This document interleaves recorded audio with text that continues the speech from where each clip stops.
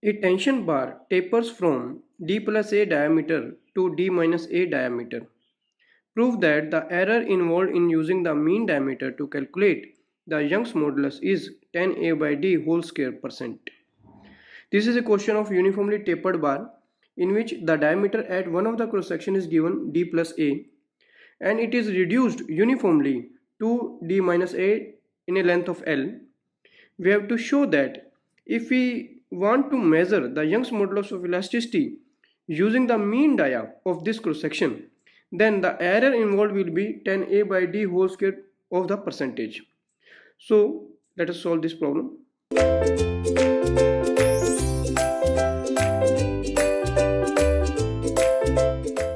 In this numerical, we are given a tapered bar of length L whose dia is changing from d plus a to d minus a, and we have calculated the modulus of elasticity for that.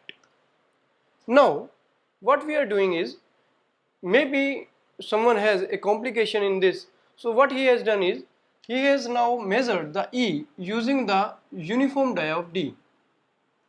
He has measured the E using this dia D, to eliminate the complications, right? So the question is, what is the error? What we get the error when we are using the D dia, the mean dia. Mean dia is, what will be the mean dia of this? You can see here the mean of this is, mean is this plus this divided by 2. So mean is d plus a plus d minus a divided by 2. So it will come out to be d only. So the another person is using the mean dia D for calculating the modulus of elasticity. So what will be the error in percentage error in calculating the E if we are using this as the for finding the modulus of elasticity? But actually the value should come from here, and we are assuming that the change in length used in both the cases is same, right? So remember that the formula for uniformly tapered bar was this, that delta L is equal to PL upon A. A is basically pi by 4 D1 D2 into E. So D1 was the bigger dia, D2 is the smaller dia, right? So this is the deformation for a tapered bar, and in general the deformation is PL upon AE, right? So we are using first we will find the deformation in this and then deformation in this, and we have to find out E1 modulus of elasticity for this, modulus of elasticity for this, and then we have to find out the percentage error in both the cases. So first of all, find E for this, right? Suppose this is case 1, this is case 1, and this is case 2, and for both cases find out E1 and E2, right? So to find E1, we want to find out E1 for this case, right? We know that delta L is equal to PL upon AE. We are assuming that same load is applied at same extension is obtained. So P, L is also same, L upon area. Area is pi by 4 D1 D2, D plus A, D minus A multiplied by whatever modulus of elasticity we are getting, that is E1, right? So what will be E1 here? E1 will be equal to 4PL upon pi d square minus a square multiplied by delta L, right? So this is the E1, the modulus of elasticity we have obtained using this concept of tapered bar, which is actually our case, right? Now we want to find out case 2 to find E2 from this.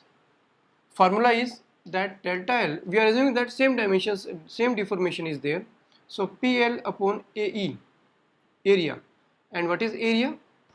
Area will be equal to pi by 4 d square, mean dia is D, multiplied by whatever E we have obtained is E2. So you will get the E2 from here as 4PL upon pi d square delta L. So this is another E obtained from the mean dia when we are using the mean dia as a criteria for finding the Young's modulus of elasticity, right? So what is percentage error? What will be the percentage error in finding this? So percentage error will be equal to percentage error will be equal to actual case minus the second case divided by the actual case multiplied by 100. So this will be equal to E1 minus E2 by actual E1. Actual was E1. We are comparing with this. That's why we are taking E1 at downward multiplied by 100. So this is the percentage error we will obtain in this calculation if you are using the mean dia instead of the taper dia. So you will get E1. E1 is this. So from here you will get E1 by E1 will equal to 1.